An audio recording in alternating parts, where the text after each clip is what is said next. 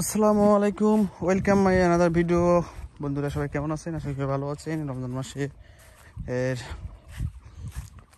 দিনগুলো আসলে মাশাআল্লাহ অনেক সুন্দর। যারা রোজা রাখছেন তা তো আসলে রোজায় যে চলে যাচ্ছে বুঝতেই পারতেছেন যে আমরা রোজা আছি।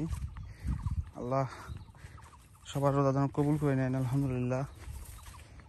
সবাইকে রোজা রাখার তৌফিক দান করুক, আলহামদুলিল্লাহ। তো আমি চলে আসলাম আসলে জুম্মার নামাজ পড়ে আসার পর আসলে আমি একটু জমিতে দেখশন করি যে কোন জমি কী রকম অবস্থা বা কোনটা কি সমস্যা সেটা তুলে ধরার জন্য চেষ্টা করি, আপনাদের মধ্যে শেয়ার করি।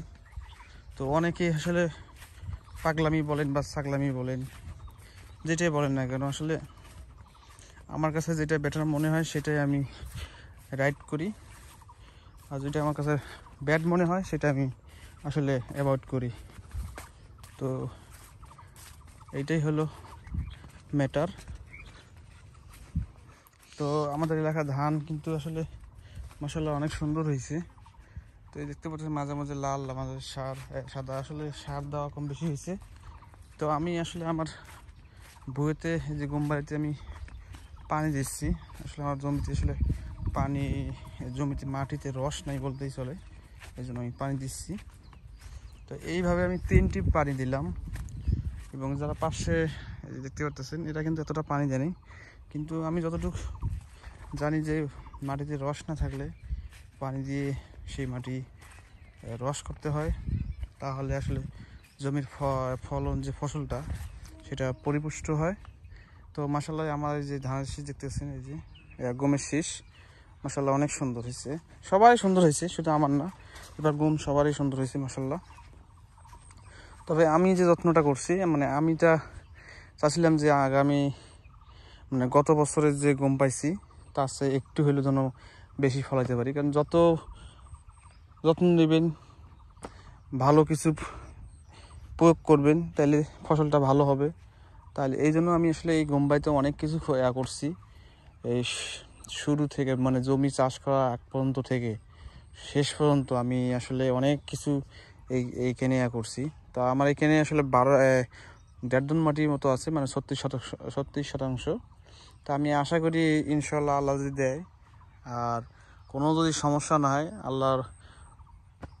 আল্লাহ যদি আমার দেয়, তাহলে মনে করবেন ইনশাআল্লাহ এইখানে 15 থেকে 14 মণ গম উৎপাদন হবে ইনশাআল্লাহ, এটা আমি আশা করি।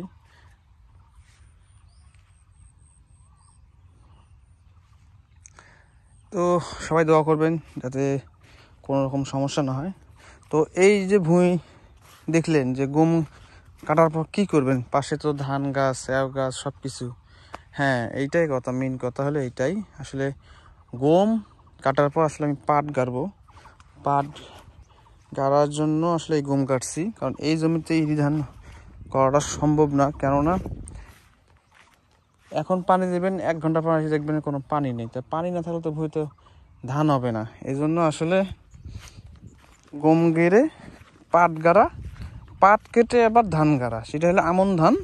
সেটা আমন ধান আসলে যখন বন্যার সিজন থাকে তখন পানির সমস্যা হয় না, তখন এই আমন ধানটা ভালো হয়, কিন্তু ইরি ধানটা হয় না। কিন্তু এই দেখেন পাশে কিন্তু ইরি ধান হয়, ওই পাশেও কিন্তু ইরি ধান হয়, কিন্তু মাঝখানে এই ভুঁইটা আসলে মানে কি যে হয়েছে, আসলে এই জমিটা খুবই বালু, মানে এত বালু, মানে 1 কোদাল বা 1 টাকো বা 1 ইঞ্চি নিচে গেলে কিন্তু আসলে বালু পাওয়া যায়। এই জন্য আসলে এটা ইরি ধান হয় না, এটা আসলে বেটার হয় গম, পাট, বাদাম, আলু চাষের জন্য এই জমিটাও আসলে খুব ভালো। তো বন্ধুগণ, আর ভিডিও বড় করব না ইনশাআল্লাহ, এই আমি দেখাই আমার গম কীরকম পাক ধরছে। এই দেখতেই পারতেছেন, এই যে মাঝে মাঝে কিন্তু পাক ধরছে। এই যে কিসের জন্য পাকছে এটা আমি বলি, গম কিন্তু আসলে এখনো পাক ধরে নেই, এটা আসলে মাটিতে আসলে শুকনা ছিল, রস ছিল না, রস না থাকার কারণে আসলে এই অবস্থা হয়েছে। ওই সামনেও এরকম হয়েছে। তো এই জন্য আসলে ভাবলাম যে যেহেতু গম আমি খোসায় খুলে দেখছি, গম এখনো কিছু হয়নি, এখনো গম টেপলে দুধের মতো পানি বাইর হয়, এই জন্য আসলে রস দিলাম, যাক। তো এই যে আম গাছের আম মইল, মাশাআল্লাহ।